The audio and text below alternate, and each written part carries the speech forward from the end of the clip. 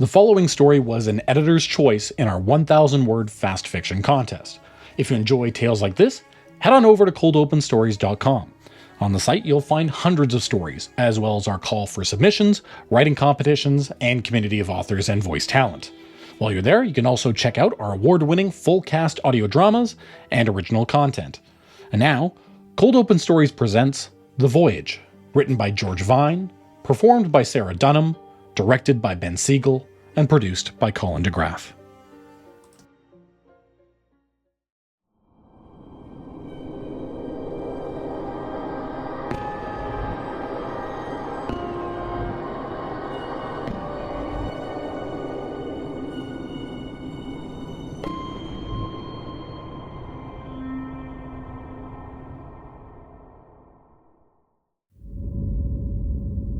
I am a living nightmare.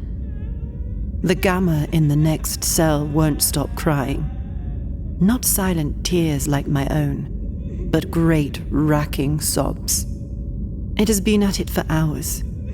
Worse, it's an electrokine.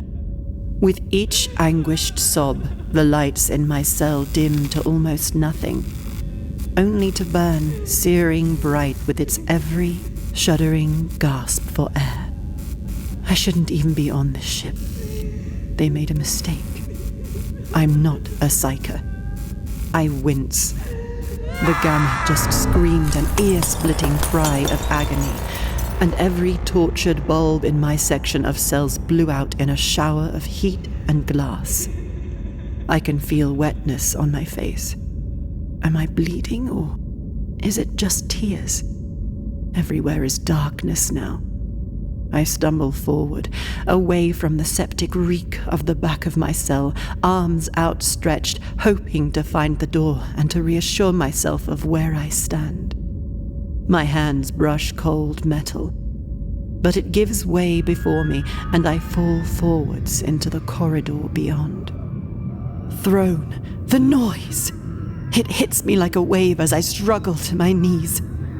I could always hear them, but with my cell door open, the sound of the ship's cargo of suffering pushes against my ears and skin like a gale.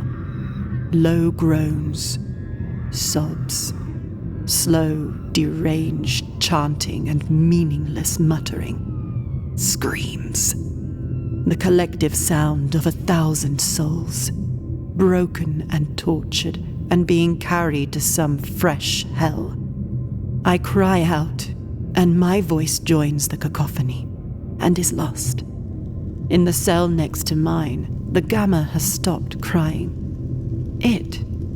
For it impossible to render male from female in the starved and crusted wreck on the floor, is lying still. The only things moving in its cell are 2 trails of smoke from the blackened pits of its eyes. I make it to standing, but my legs are weak and unsteady, and the sharp grilled steel floor hurts my bare feet. Something urges me to move, to leave this darkness and the smell of burning hair. The cell to my right is closed, but something is inside.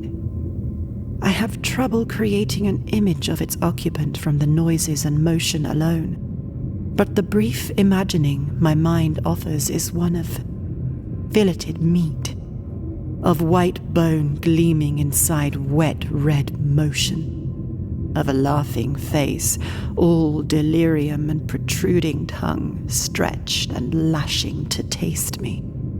I release an involuntary gag of horror, and the thrashing within becomes more urgent. I kick the door, perhaps to dissuade its exit, then flee towards the only light I can see. It pours from a large window set into the wall ahead. Trying to walk quietly, I creep up to the nearest edge and peer inside. When I see figures within, my heart gives a nonsensical leap of hope. Since my awakening on board, I hadn't seen another living soul. The first figure is the God Emperor's will made flesh. Over 6 feet tall, clad in glossy black ceramite. The holy icons, the tightly scribed gilded scripture, the beads of devotion, all these things should have sent me running to her for protection, for sanctuary. She is a sister militant. Her face, pale white and hard, is framed by a severe bob of jet black hair. Her lips are pressed into a thin line, her eyes unblinking. A thin sheen of perspiration coats a brow furrowed in concentration. All her focus is on two things: the restrained human on the chair beside her, and the heavy oil bolt gun pressed against its head. The second is a doctor, or is at least dressed like one. A third arm, metallic and skeletal, rises from its shoulders. Its digits split into multiple manipulators. It's horrible, like some deep-sea worm. A white mask, stained with blood and spit, covers the doctor's face. Its eyes are wide and panicked. It's as if he were disarming a bomb.